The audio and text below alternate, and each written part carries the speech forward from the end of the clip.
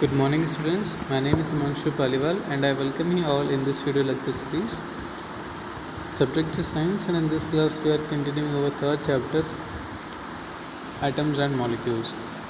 In this video we are going to discuss what is an ion. Ion is a charged particle formed when atom gains or loses electron. जो भी आपका atom है या तो वो electron को gain करेगा या फिर लूज़ करेगा, उस कंडीशन में हम क्या बोलेंगे, उसको आयन बोलेंगे।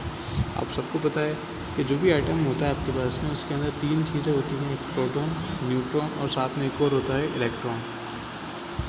प्रोटॉन और न्यूट्रॉन तो होता है उसके न्यूक्लियस के अंदर, hence we can not remove them from that place, but we have electron at the outer side of the nucleus. उसको रिमूव किया जा सकता है या फिर उसमें इलेक्ट्रॉन्स ऐड भी किए जा सकते हैं।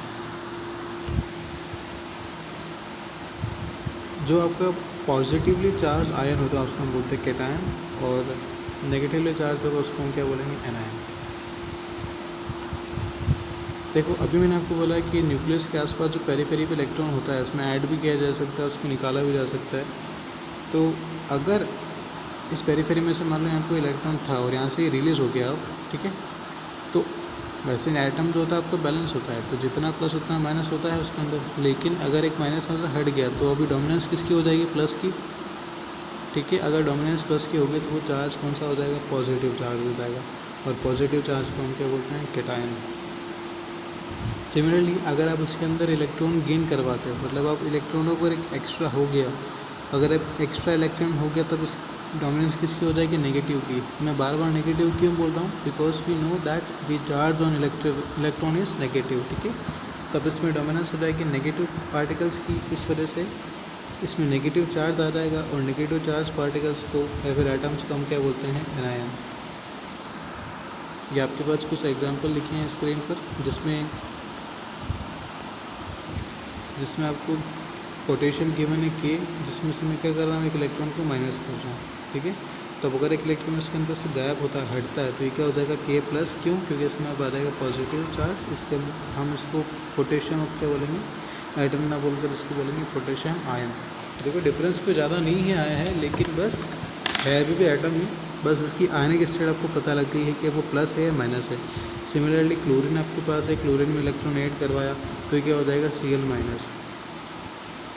देखो वैसे ज़्यादातर केसेस में हम हमारे मन से इलेक्ट्रॉन ऐड नहीं करते और उसको हटाते भी नहीं है, ये उस मटेरियल की या फिर आइटम की प्रॉपर्टी पर डिपेंड करता है। जैसे पोटेशियम एक मेटल होता है और मोस्ट ऑफ द मेटल्स क्या करते हैं, इलेक्ट्रॉन को रिलीज़ करते हैं।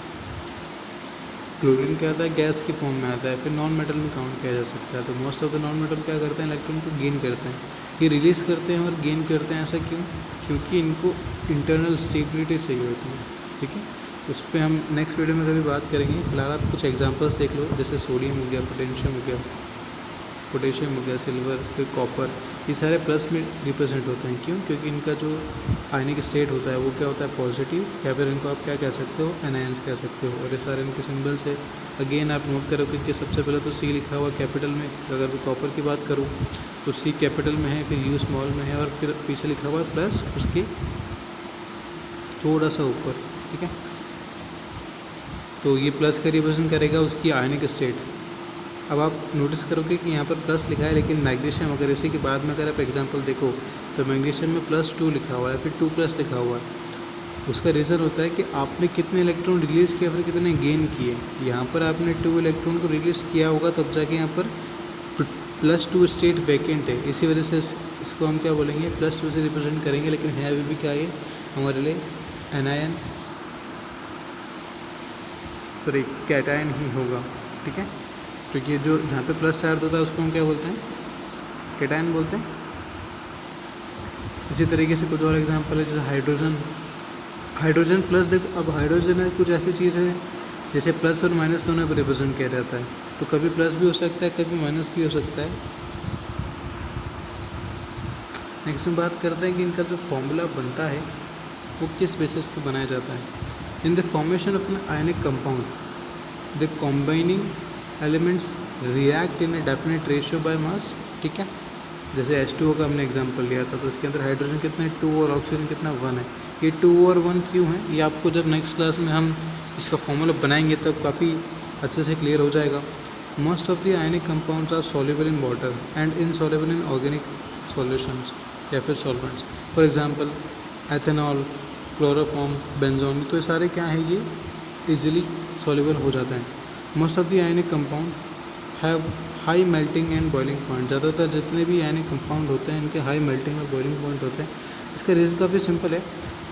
देखो अभी आपने बात करी कि केमिकल रिएक्शन से बनता है, केमिकल रिएक्शन की बात में स्टेबिलिटी इंक्रीज़ हो जाती है। तो अगर स्टेबिलिटी इंक्रीज़ हो गई मतलब बॉन्ड काफ़ी ज़्यादा स्ट्रॉन्ग है वहाँ पर, और अगर बॉन्ड इंक्रीज़ होता है तो उसको ब्रेक करने के लिए या फिर चेंज करने के लिए काफ़ी ज़्यादा हाई एनर्जी की हमें रिक्वायरमेंट होती है।